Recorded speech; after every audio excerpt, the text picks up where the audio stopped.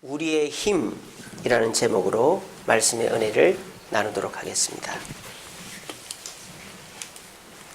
오늘 본문은 느헤미야서입니다. 느헤미야서는 페르시아 포로에서 세 번째로 귀환한 느헤미야 총독이 이스라엘 백성들과 함께 성벽을 재건하고 성벽 완성 후에 기뻐 잔치하는 이야기가 오늘 본문의 이야기입니다.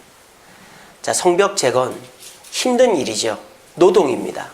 그런데 이것을 재건해놓고 기뻐한 이유는 첫째로 성벽이 생겼기 때문에 이제 백성들이 보호받을 수 되었기 때문입니다. 과거에 성벽이 없을 때는 주변의 민족들이 침입해서 약탈해가면 막을 방법이 없었습니다. 그런데 이제 성벽이 생겨서 성벽 안에서 보호를 받으니까 이스라엘 백성들이 마음이 편안해져서 기뻐하게 된 것입니다. 두 번째로는 이 성벽이 기적적으로 만들어졌기 때문입니다. 이 성벽이 며칠 만에 만들어졌는 줄 아세요?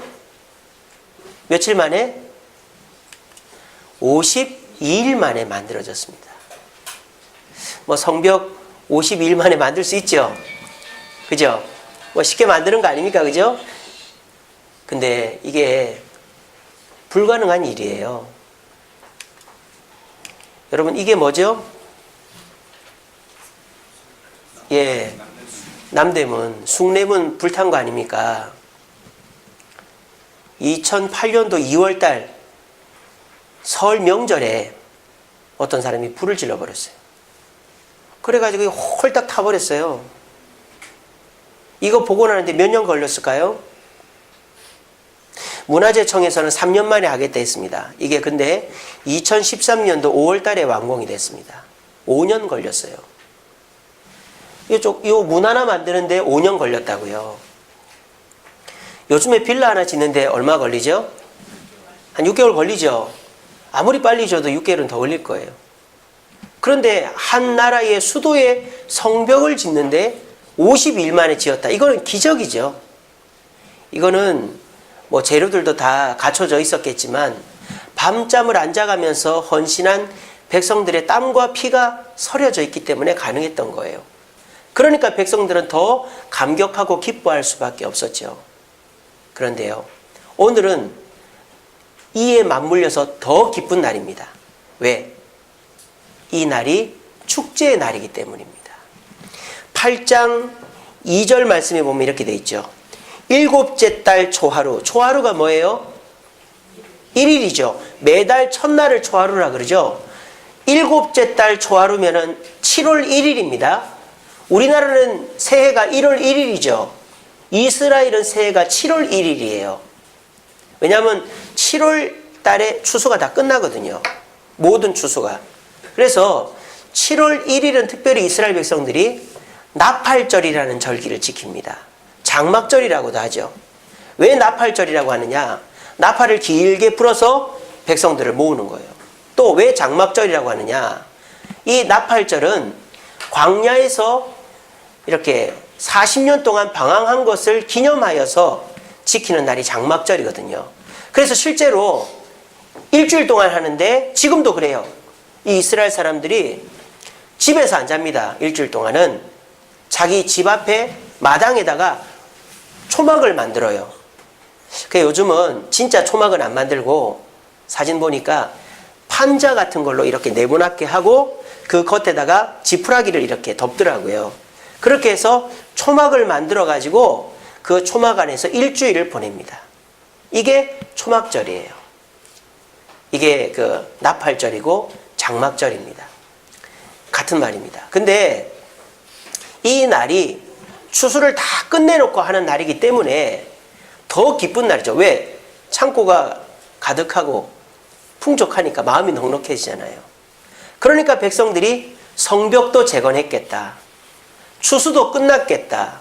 그러니까 모여서 잔치를 하는 너무너무 기쁜 날인 거예요. 그런데 여러분, 재밌는 얘기가 있습니다. 9절 말씀 한번 보세요.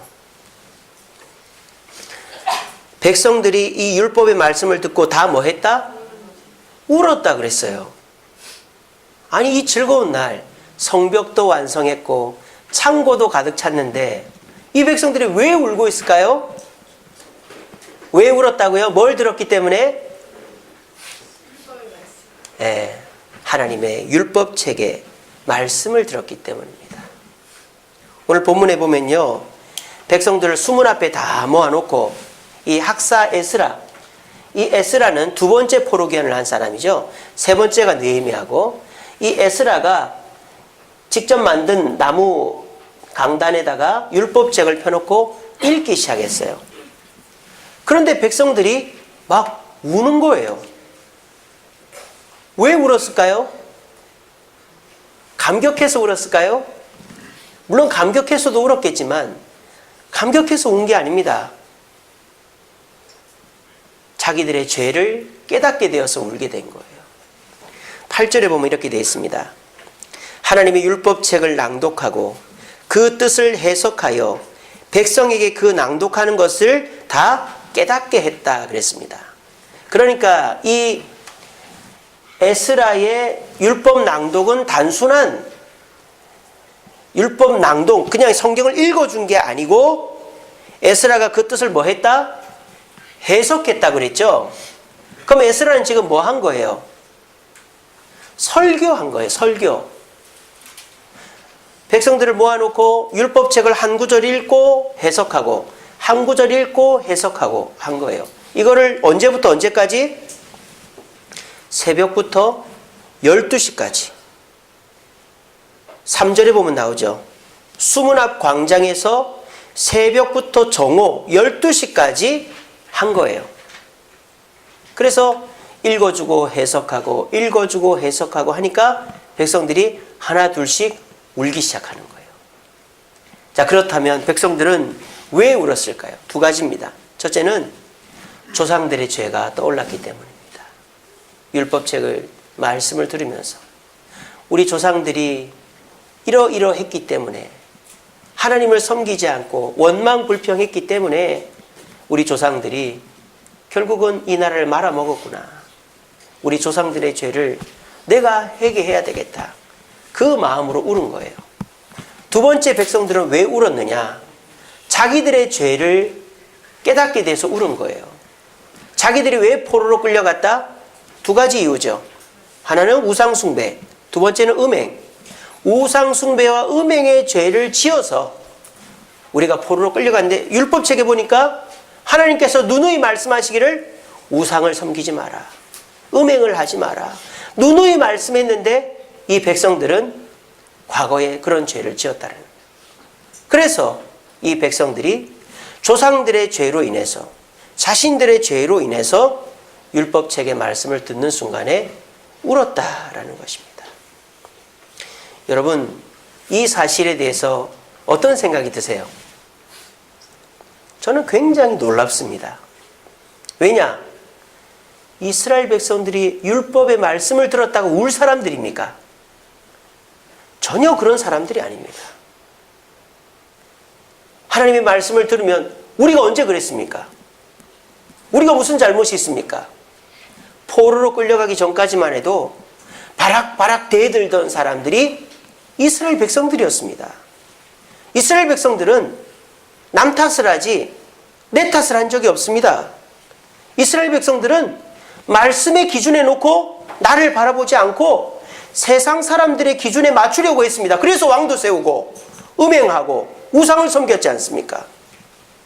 이스라엘 백성들은 하나님이 주신 은혜는 생각하지 않고 남과 비교해서 부족하고 어려운 것만을 탓했습니다. 그러니까 이스라엘 백성들은 울 일이 없었죠.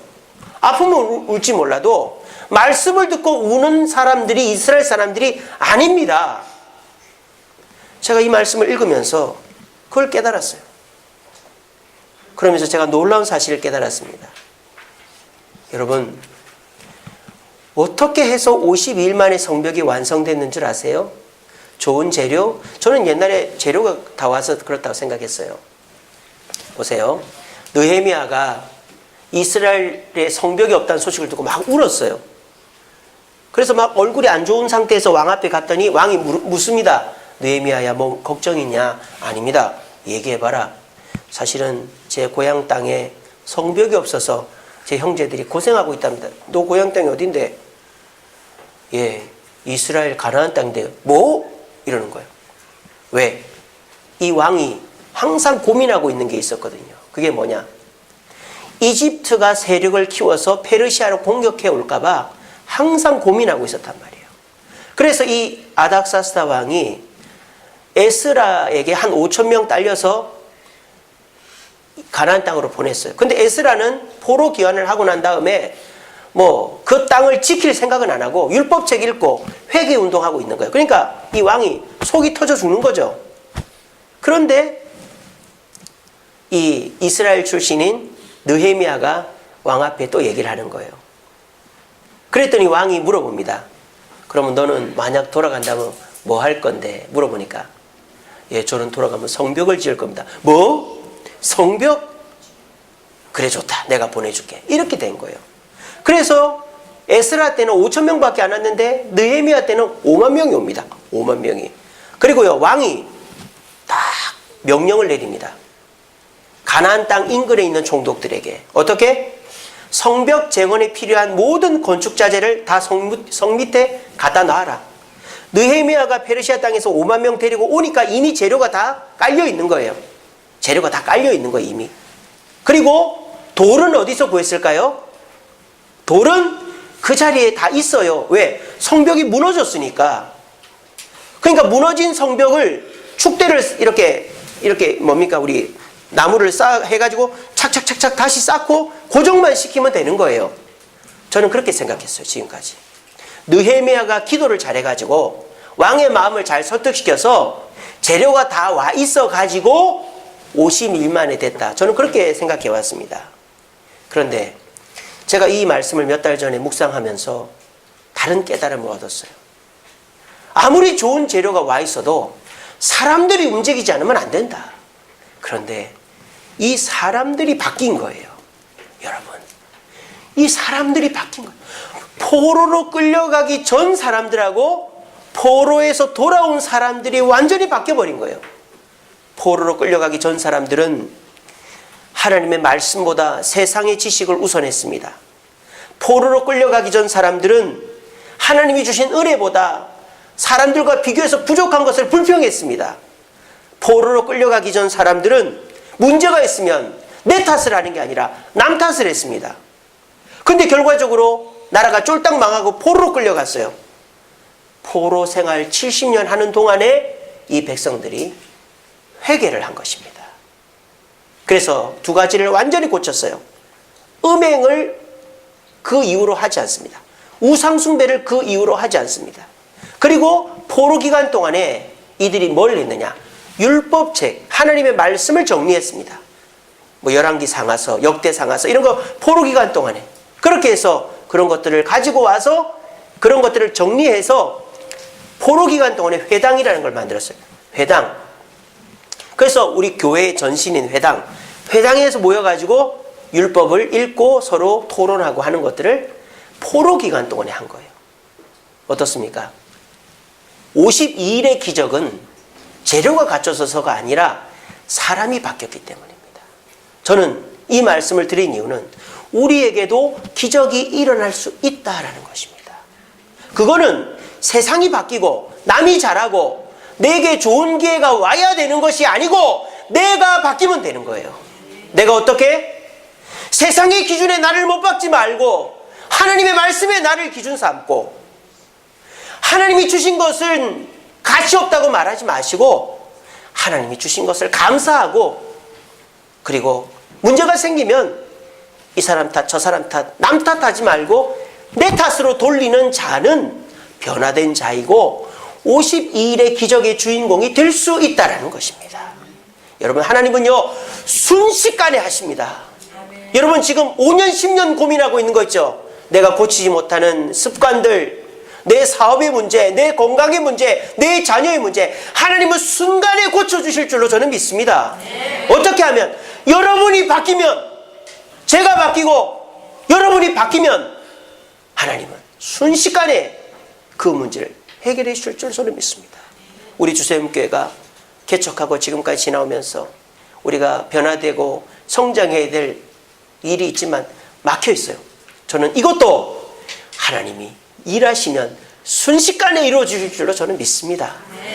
무엇에 달려 있을까요? 나에게 달려 있는 거예요. 내가 바뀌면 되는 거예요. 세상을 의지하고 부정적이고 남 탓하는 내가 말씀만 의지하고 하나님의 은혜, 부스러기 은혜라도 감격하고 모든 것을 내 탓으로 돌리면 하나님은 순식간에 52일의 기적을 베푸시고 우리의 입에 기쁨과 만족이 솟아나게 해주시는 것입니다. 부디 오늘 말씀을 들으시고 혹여나 여러분들의 머릿속을 휘어감고 있는 어려움과 문제들 앞에서 세상의 방법을 동원하고 부정적이고 남 탓만 해왔다면 내가 돈이 없고 도와주는 사람이 없고 능력이 없어서 일이 잘 안 되는 것이 아니고 내가 바뀌지 않아서다 라는 생각을 하십시오. 그리고 포로 기간 동안에 율법책을 정리하고 음행을 멀리하고 우상 숭배를 끊었던 이스라엘 백성들처럼 여러분들이 지금 고난의 기간일 겁니다. 물질의 문제로, 가정의 문제로, 건강의 문제로 고난의 기간을 보내고 있는데 이 고난의 기간이 빨리 끝나고 52일의 기적이 일어나려면 내가 변해야 되는 거예요. 내가 세상의 기준을 얼른 버리고 하나님의 말씀의 기준을 삼고 그래도 은혜 주시는 하나님 은혜에 감격하고 그리고 남 탓하는 습관을 다 끊어버리면 저와 여러분들에게도 52일의 기적이 일어날 줄로 믿습니다. 자, 그래서 이 막 우는 백성들에게 이제 느헤미야가 말합니다. 총독 느헤미야가 이렇게 말하죠. 여호와의 성일이니 울지 말라 그랬습니다. 예, 오늘은 기쁜 날이잖아요. 성벽도 완성됐고 추수도 다 끝났고 곡식도 가득 찼고 그러니까 기쁜 날이지 않습니까? 그러니까 우리 모두가 기뻐해야지 울지 마라 그렇게 한 거예요. 그러니까 너희들이 우는 거 다 안다. 이해한다. 너희들이 그만큼 말씀으로 돌아왔고 순수해졌고 주님을 기쁘시게 하려고 하는 사람이 됐다는 거 내가 다 안다. 그러나 오늘은 기뻐하자. 그렇게 얘기하는 겁니다. 자, 그러면서 우리가 여기까지는 이해가 돼요. 기쁜 날이니까 울지 마라. 이건 이해가 되는데 느헤미야가 그 다음에 뭐라고 얘기하는 줄 아세요? 이렇게 얘기합니다. 여호와로 인하여 기뻐하는 것이 너희의 뭐다? 힘이다. 저 이게 이해가 안 되더라고요. 아니 기뻐해야 되는 거는 이해가 돼요. 근데 우리가 기뻐하는 것이 어떻게 힘이 될 수 있나 그런 생각을 해봤어요. 그럼 기뻐 안 하면 힘이 없나? 꼭 기뻐해야 되나? 그래서 이거를 묵상을 해보면서 중요한 깨달음을 얻었습니다. 왜냐? 왜 기뻐해야 될까요? 52일의 기적을 이루어주신 그분을 기쁘게 하기 위해서입니다. 여러분, 선물을 받을 때요. 받는 사람은 선물의 기쁨의 정도, 선물의 감사함이 뭐로 판단이 됩니까? 뭐 가격이나 또는 뭐 희귀성이나 또는 뭐 크기 뭐 이런 걸 가지고 뭐 비싼 거, 진귀한 거, 큰 거 이런 거 주면은 받는 사람은 그게 고맙죠. 근데요, 주는 사람이 가장 중요하게 생각하는 게 뭘까요? 뭘까요? 예, 정성은 받는 사람이 중요하게 생각하는 거고. 그렇죠. 우리 사랑이가 오늘 입교를 받더만 성령을 받았는 것 같아요. 내일 시험 한번 치면은 너 잘 나오겠다. 오늘 저녁 때 로또를 하나 사든가. 예, 반응입니다. 반응. 받는 사람은요, 반응을 유념해서 보는 거예요. 제가 교회에 있으면 애들이 막 옵니다. 우리 집 애들이 얼마나 오지랖이 넓은지 온 동네 애들 다 끌고 오는 거예요. 다른 교회 애들도 데리고 오고 우리 세아는 반에서 반장이거든요. 그러니까 애들 다 끌고 오는 거예요. 남자애들만 끌고 와요. 어떻게 된 게. 남자애들 막 부리면 야, 너 이거 해, 너 이거 해, 너 이거 해. 여기 우리 교회야. 근데 애들이 다 교회 다니는 애들이에요. 좀 전도를 하려면 제대로 하지. 데리고 오는 거예요. 전도하는 것도 아니고 저 동원교회 다니고 먼데 교회 다니고 그런 애들 아무짝에도 쓸모없이. 데려와 놓고 저한테 뭐라고 하는지 압니까? 아빠, 라면 끓여주세요. 그러는 거예요. 그럼 제가 무조건 라면을 끓여줍니다. 그리고 우리 한결이도 우리 세아는 반에서 회장이고 우리 한결이는 반에서 부회장이거든요. 그러니까 다음 회기를 위해서 미리 로비를 하는지 막 애들을 데리고 오는 거예요. 다른 교회 다니는 애들을. 주일날에는 안 와요, 걔들이. 그래도 라면 하나 끓여주세요 하면은 라면 끓여줍니다. 제가 그걸 아끼려고요. 저에게 신기술이 있습니다. 여러분, 라면 한 봉지에 라면 사리 하나, 이렇게 끓여보시는 분 계십니까? 라면 스프 하나로 라면 2봉지를 끓이는 능력 저에게는 있습니다. 저는 기똥차게 끓입니다. 절대 싱겁지 않게. 예, 알려드릴게요. 저한테 살짝이 오십시오. 그렇게 해서 아이들 라면을 너무 많이 끓여주다 보니까 아이가 그렇게 아껴야 돼요. 막 일주일에 막 라면이 막 3-4봉지씩 없어지니까 5개짜리가. 근데요, 애들이 끓여달라면 제가 끓여줍니다. 8개도 끓여주고 막 끓여줘요. 근데 제가 꼭 물어보는 게 있습니다. 뭘 물어볼까요? 그렇죠. 맛있어? 물어본단 말이에요. 그러면 우리 애들이 아빠 최고. 아빠는 세계에서 라면을 제일 잘 끓이는 것 같아요. 그러면 제가 라면을 맨날 끓여주죠. 왜?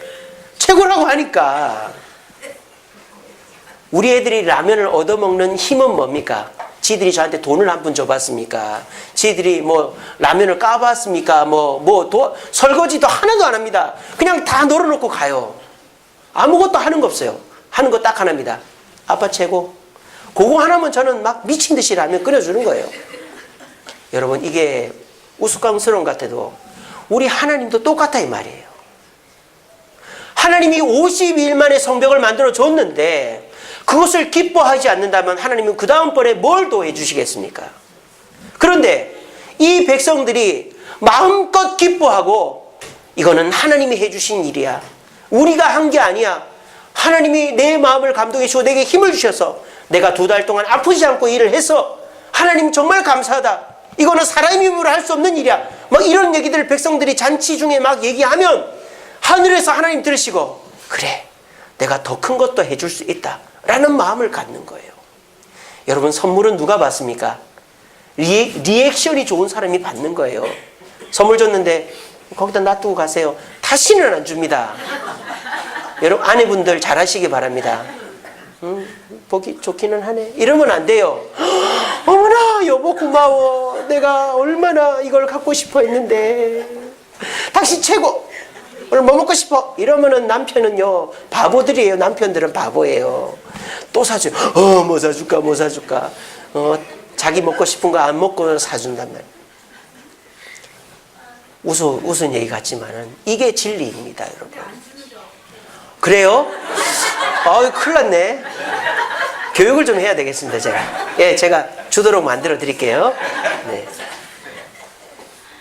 여러분, 우리의 힘은 하나님을 기쁘시게 할 때 나온다는 사실을 기억하시고 우리가 오늘 마음껏 기뻐합시다. 사실 추수감사주일이라고 오면서 뭐 기쁠 일이 뭐가 있겠어요. 하던 사업이 잘 되는 것도 아니고 아프던 몸이 낫는 것도 아니고 자녀들이 뭐 떡하니 좋은 일이 생기는 것도 아니고 뭐 어제 안 생기던 일이 오늘 딱 생기면야 모르겠지만 그런 일 없잖아요. 추수감사주일에 딱 정해져 있거든요. 그러니까 오늘 뭐 기쁠 일이 뭐가 있겠어요. 그래서 여러분들이 와서 그냥 풀이 죽은 채로 그냥 찬송도 공중 나는 새를 보라 오늘 주보에 뭐가 있네 이러고 막 이러면은 하나님이 여러분들한테 뭘 주려고 해도 안 준단 말이에요. 근데 내가 힘들고 어려운 일이 있어도 하나님 감사합니다 하면서 이래도 감사 저래도 감사합니다 하면서 뜨겁게 찬양하고 주님을 부르면 하나님은 여러분들이 고민하고 있는 일을 52일의 기적으로 순식간에 이루어 주시는 거예요. 하나님을 기쁘시게 하는 것이 우리의 힘인 사실을 믿고 슬플 때나 어려울 때나 하나님을 기쁘시게 하기 위해 하나님 감사합니다 리액션을 보내드릴 수 있는 우리 한번 해볼까요? 하나님 감사합니다. 시작. 하나님 감사합니다. 못 들은 것 같은데 다시 한번 더 큰 소리로 시작. 하나님 감사합니다. 하나님께서 반드시 여러분의 꼬인 실타래를 순식간에 풀어주실 줄로 저는 믿습니다. 또 한 가지가 있습니다. 이걸 좀 더 확대해 보겠습니다.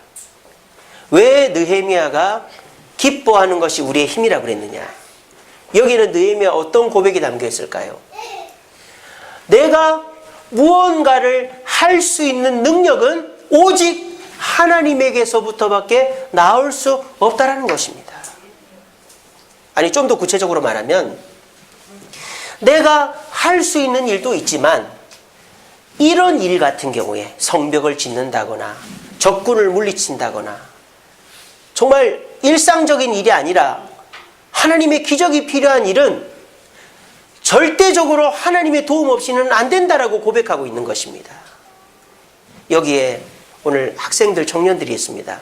요즘 학생들, 청년들 아르바이트를 많이 합니다. 아르바이트에서 용돈도 벌고 옷도 사고 친구들이랑 여행도 가고 그리고 휴대폰도 바꿀 수 있죠. 아르바이트를 오래 하면. 근데 내가 아르바이트만 해서 대학 등록금을 마련하기란 쉽지 않을 거예요. 그죠? 물론 뭐 학교 잠깐 중단하고 막노동하고 이러면은 한 6개월 하면 요즘 대학 등록금이 500만 원씩 하는데 마련할 수도 있겠죠.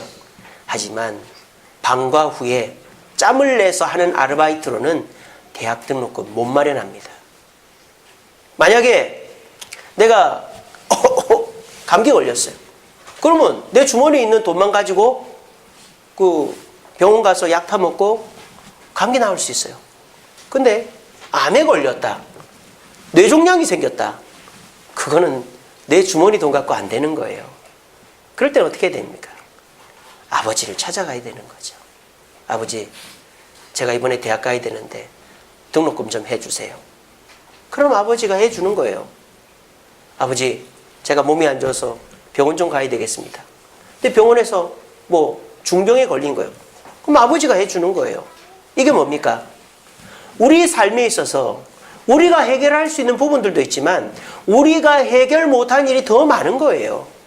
그런데 우리가 해결 못하는 그 모든 일들, 우리가 해결할 수 있는 일까지도 하나님만이 나의 도움이 되십니다라고 고백하면 하나님은 그 모든 일을 해결해 주시는 것입니다.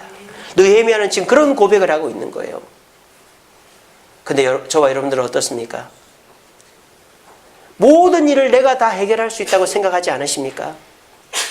돈 문제, 건강 문제, 자녀 문제, 직장 문제. 내가 할 때까지 하다가 안 되니까 두 손 두 발 드는 거 아닙니까? 여러분, 그래도 하나님은 도와주시지만 고생은 고스란히 여러분들의 몫이 되는 것입니다.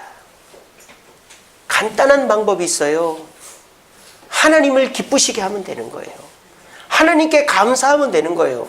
그러면 내가 해결할 수 없는 그 일을 하나님께 감사하는 과정 속에서 해결이 되어져 버리는 거예요. 몸 안에 있는 암세포도 하나님께 감사하다 보면 하나님의 은혜로 타서 없어져 버리고요. 여러분들의 사업의 문제도 하나님께 감사하다 보면 어느 순간에 이 사람 저 사람 달라붙어가지고 해결이 돼버리고요. 자녀들의 문제도 그렇게 쏙쏙이던 놈들이 하나님께 감사하고 주님 앞에 영광 돌리니까 지가 알아서 정신 차리고 돌아와서 아버지 잘못했습니다 하고 하는 거예요. 이게 뭡니까? 내가 그 문제를 직접적으로 해결하려고 하는 게 아니라 하나님만 바라보고 특별히 하나님께 감사하는 삶을 꾸준히 살아갈 때 하나님께서 내 모든 문제, 특별히 내가 이제 내 손을 떠나고 내가 해결할 수 없는 문제들을 맡아 해결해 주시는 것입니다. 이 믿음이 있을 때 우리는 감사하게 되고 기뻐하게 되는 것입니다. 여러분들이 해결 못하는 문제들이 있지요. 그럴 때는 이렇게 생각하세요. 하나님께 감사하자. 하나님께 감사하자. 그렇게 해서 이 일이 해결되면 더 감사하고 해결이 안 돼도 하나님이 선하게 인도해 주실 것이니까 감사하자. 이러면 되는 거예요. 저도 그런 마음입니다. 저도 고민하고 기도하는 것이 있지만 그것에 대놓고 옛날에는 그랬어요. 하나님 이거 안 들어주면 안 됩니다. 하나님 이거 안 들어주면 안 됩니다. 이거 안 들어주면 저 교회 안 나올 겁니다. 뭐 그런 얘기도 하고요. 막 그렇게 기도했었어요. 그 과부의 기도처럼 간청하는 기도를 했었어요. 근데 어느 순간부터 그런 기도 안 하게 됐습니다. 하나님 주셔도 감사하고 안 주셔도 감사합니다. 안 주시는 데는 이유가 있겠죠. 이게 독이 될까 봐 안 주시겠죠. 하나님 주셔도 감사하고 안 주셔도 감사합니다. 다만 하나님의 뜻대로 주어져야 감사한 일이고 하나님의 뜻대로 안 주어지면 그것도 감사합니다. 그렇게 기도하게 하고 있습니다. 지금 제 문제를 위해서도. 여러분들도 마찬가지예요. 감사가 빠지면 안 돼요. 주셔도 감사하고 안 주셔도 감사합니다. 이러면 하나님은 하나님의 때에 주시기도 하고 또 안 주시면 나중에 더 좋은 것으로 주시는 줄로 믿으시길 바랍니다. 우리 말씀 같이 읽어봅시다. 시작. 내가 산을 향하여 눈을 들리라. 나의 도움이 어디서 올꼬. 나의 도움이 천지를 지으신 여호와께로다. 여러분, 우리의 도움은 오직 천지를 지으신 여호와에게서 있다는 사실을 기억하십시오.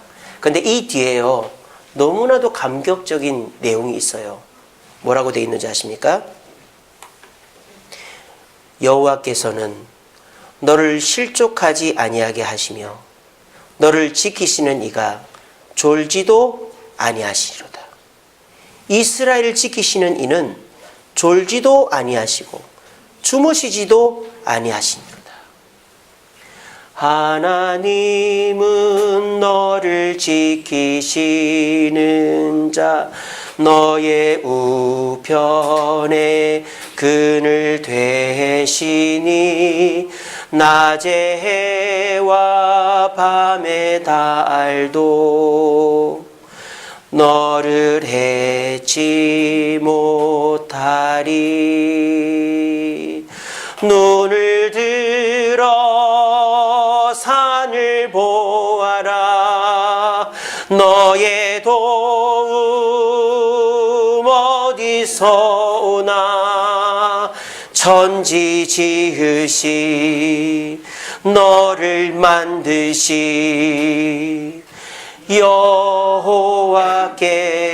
여호와께로다. 이 찬송이 시편 121편을 가지고 만든 거예요. 여러분, 누구나 도움을 줄 수 있어요. 하지만 자기가 돕고 싶을 때만 돕는다면, 내가 정작 필요할 때 안 도와준다면 무슨 의미가 있습니까? 근데 우리 하나님은 졸지도 않고 주무시지도 않고 우리를 지키시고 보호하시고 도와주신다는 거예요. 어떤 자에게? 감사하는 자에게. 주셔도 감사하고 안 주셔도 감사하고, 감사하는 자에게, 하나님만이 나의 힘 되십니다라고 고백하는 자에게 하나님은 졸지도 않고 주무시지도 않고 있다가 52일의 기적을 베풀어 주신다는 것입니다. 오늘 여러분들이 이 말씀을 깨달으시고 하나님께 감사하고 하나님만이 우리의 힘 되신다고 고백함으로 52일의 기적을 오늘부터 만들어갈 수 있는 저와 여러분 되기를 간절히 바랍니다. 말씀을 맺겠습니다. 여기 보시면 비슷한 두 건물이 있습니다. 딱 보시면 외진 곳에 있어요. 그리고 높은 담으로 둘러쳐져 있습니다. 그리고 여기는 경비를 쓰는 사람들이 있어요. 그리고 규칙이 엄격합니다. 여기는 어딜까요? 서대문 형무소입니다. 서대문 형무소. 여기는 어딜까요? 이 뒤에 있는 산이 신해산입니다. 여기는 신해산 밑에 있는 캐서린 수도원입니다. 캐서린 수도원에 가면 뭐 진짜인지 아닌지 모르겠지만 모세가 하나님의 불을 받다는 떨기나무가 있어요. 성지순례 가면 보십니다. 여기 들어갈 때 짧은 치마 입고 가면 안 됩니다. 반팔 반바지 입고 가면 안 됩니다. 유대인들이 들어가는 데는 복장을 아주 잘 해야 돼요.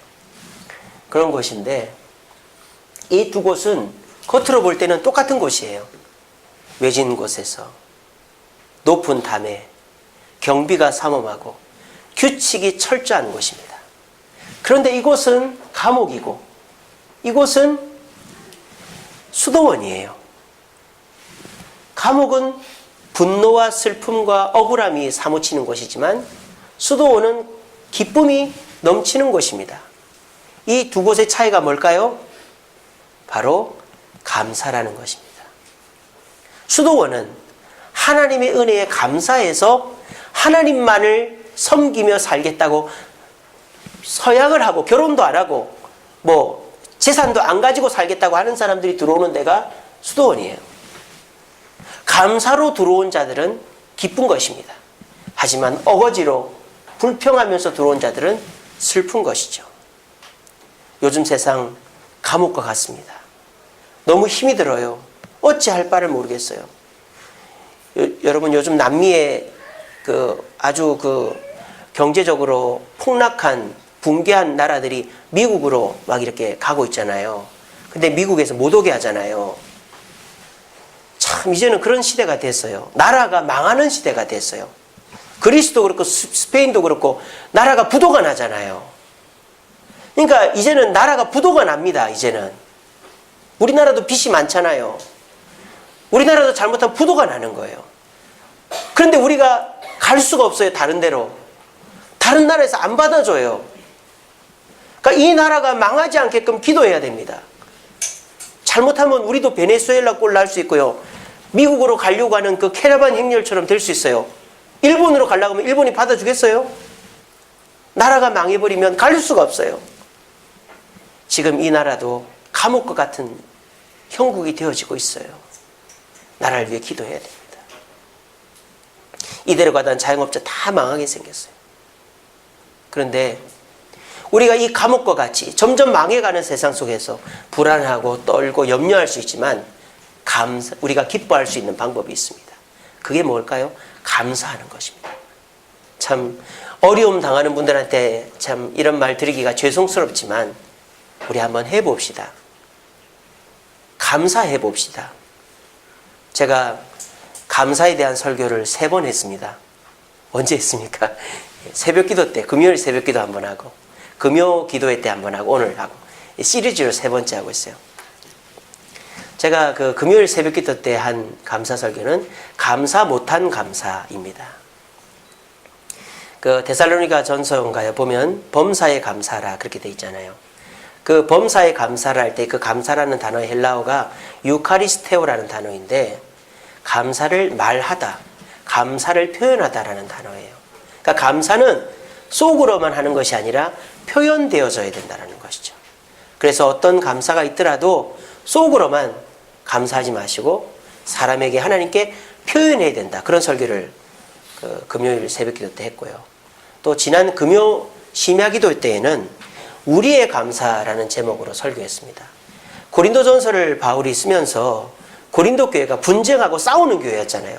근데 바울이 고린도 교회에게 감사한다 그랬어요. 아니 그렇게 싸우고 분쟁하는데 뭐를 감사할까요? 그래도 고린도 교인들이 말씀으로 변화되고 말씀의 지식이 커가는 것이 감사하다. 두 번째, 고린도 교인들이 천국까지 갈 만한 하나님을 믿는 믿음의 은사들이 있음에 감사하다. 뭐 풍족하진 않아도 일용할 양식과 같은 하나님의 때를 따라 돕는 은사가 있으니 감사하다. 세 번째로 이 고린도 교인들이 사람들에겐 칭찬 듣지 못하지만 하나님께 책망받을 것이 없는 사람이 되었으니 감사하다. 그런 3가지 감사를 하더라고요. 그래서 우리들도 돈이 많아야 되고 성공해야 되고 인기가 있어야만 감사하는 것이 아니라 돈은 없어도 하나님을 아는 지식이 늘어가면 감사하는 것이고 내가 풍족하지 성공하지 못해도 하나님이 날마다 나를 인도하시고 지키시고 일용할 양식 주심에 감사할 수 있고 그리고 사람들로부터 인기는 못 얻어도 하나님께 칭찬 들으면 나는 감사할 수 있다. 그게 우리의 감사다. 제가 그렇게 설교했었습니다. 그러면서 제가 이런 얘기를 했어요. 감사는 뭐와 같으냐? 천식 환자들이 입으로 호흡기로 흡입하는 약과 같다. 여러분 천식 환자들이 갑자기 가슴이 답답하고 호흡이 안 되면 어떻게 합니까? 마우스피스 같은 거 딱 물고 하면은 그 약이 호흡기에 딱 전달이 되니까 호흡이 딱 안정이 되는 거예요. 그처럼 저와 여러분들이 불평과 원망과 의심과 두려움이 몰려올 때 감사라는 약을 삽입하면 그 불평과 원망과 의심과 걱정이 사라지는 거예요. 그리고 제가 또 이런 얘기했습니다. 모래가 이렇게 있습니다. 겉으로 볼 때는 모래밖에 없습니다. 근데 거기에다가 이런 자석을 갖다 대면 어떻게 될까요? 어떻게 되죠? 그 자석에 뭐가 달라붙어요? 철이 달라붙어요. 신기하게도. 이게 뭔 말입니까? 모래밖에 없는 줄 알았는데 그 안에 뭐가 있었어요? 철이 있었던 거예요. 감사하면 은혜가 발견된다 이 말이에요. 감사에 철을 갖다 대면 자석을 갖다 대면 철이 달라붙듯이 은혜가 발견된단 말이에요. 이게 뭡니까? 감사해야 되는 이유가 되는 것입니다. 여러분, 감사는 속에만 담아두면 안 됩니다. 표현해야 됩니다. 감사는 불평과 원망과 걱정과 의심을 한 방에 떨쳐버리는 약입니다. 그리고 감사는 은혜를 발견케 하는 자석과 같습니다. 여러분들 이해하기 쉬우라고 이렇게 설명을 드립니다. 그런데도 감사 안 하면 저는 답이 없어요.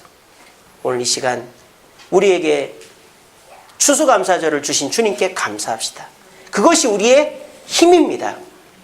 하나님 감사합니다라고 리액션을 보내드릴 때 하나님은 더 큰 선물을 주시는 것입니다. 그리고 하나님 감사합니다. 하나님밖에 없습니다. 그렇게 고백할 때 내가 해결할 수 없는 문제를 52일의 기적으로 순식간에 해결해 주시는 것입니다. 이 감사를 통하여 우리 모두가 마음의 평안을 얻으시고 내가 해결하지는 못하는 힘을 하나님의 힘으로 해결함으로 주님의 축복을 얻을 수 있는 저와 여러분 되기를 간절히 바랍니다.